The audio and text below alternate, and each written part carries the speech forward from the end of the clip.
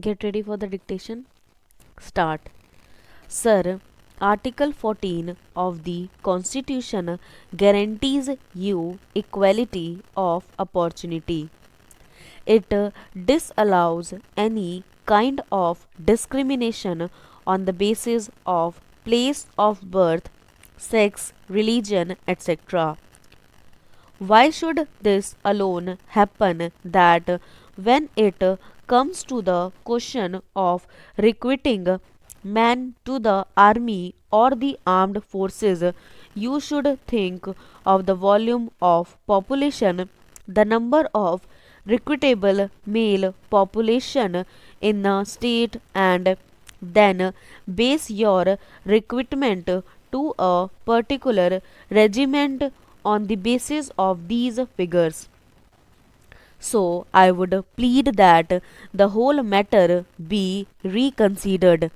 Otherwise, what would happen is that on these two counts alone, the disparity in pensions, the reduction in the recruitment quota to the various regiments of the armed forces, the resentment against these policies and these procedures would continue to go on, and one day this can burst in such a big dimension that it will not be controllable.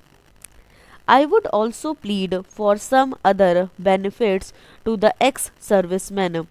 For example, you have reserved 10% of post or 15% post in the various public sector undertakings, in the departments of the Government of India, in the state governments for persons retired from armed forces. But have you ensured that the system is working well? Where is the monitoring system? Is there any monitoring system in this country under the control of the Ministry of Defense, or let us say tagged on the Directorate of Resettlement or Rehabilitation, which ensures that whatever percentage was fixed for every state, for every department, for every public undertaking has been implemented, and the people who served in the prime of their life in the armed forces of their country, who gave their sweat and toil, sometimes their blood also, are not driven from pillar to post just at the suggestion of a few clerks and petty officials. They are the heroes of the armed forces, but they have to suffer the insults and injuries, and they have to suffer the irritants which you cannot imagine. Here, all members of parliament, including the Minister of Defense, will award laurels to the armed forces. But when a man retires from the armed forces, he is driven from pillar to post. He is a man who has done his duty. He is the man who is dedicated the best years of his life to the cause of the nation. I would like to talk about the small benefits like setting up of CSD canteens. They should be ensured about them. They are large chunks of areas where they cannot find the necessities of life. Every suggestion that is made by the member of parliament here, or made by any persons in the public life, is scoffed at by bureaucrats because it has emanated from the representative of the public, because it has not come from the files of petty clerks.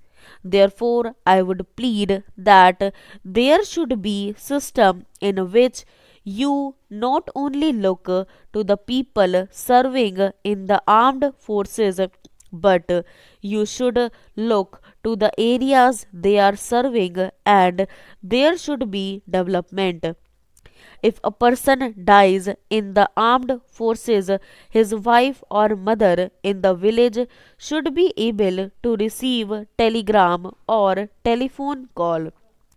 Therefore, I plead for the development of the areas from which these large number of servicemen are recruited.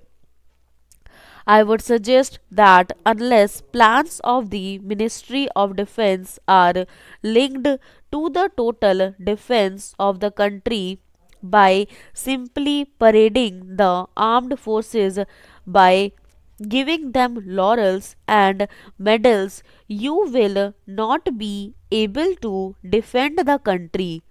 Your lines of strategic movement, the important railway lines of defense, must be properly restructured so that you can mobilize armed forces in the manner which meets the enemy threat immediately.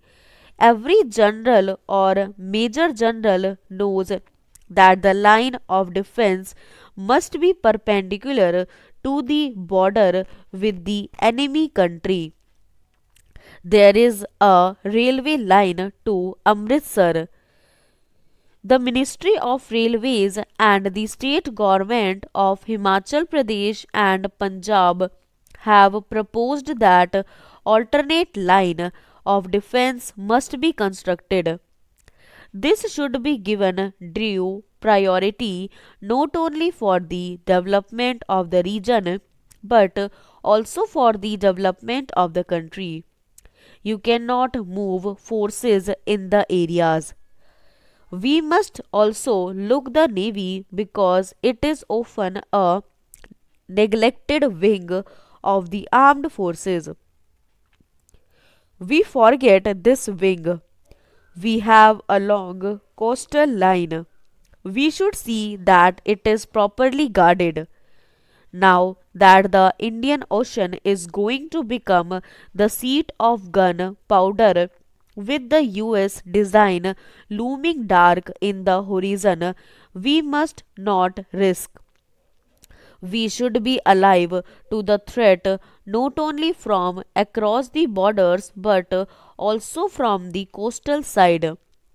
I would very much like that the Indian proposal to treat the Indian Ocean as a zone of peace should be accepted by all nations of the world. I would like to conclude by saying that our armed forces are doing well. Stop.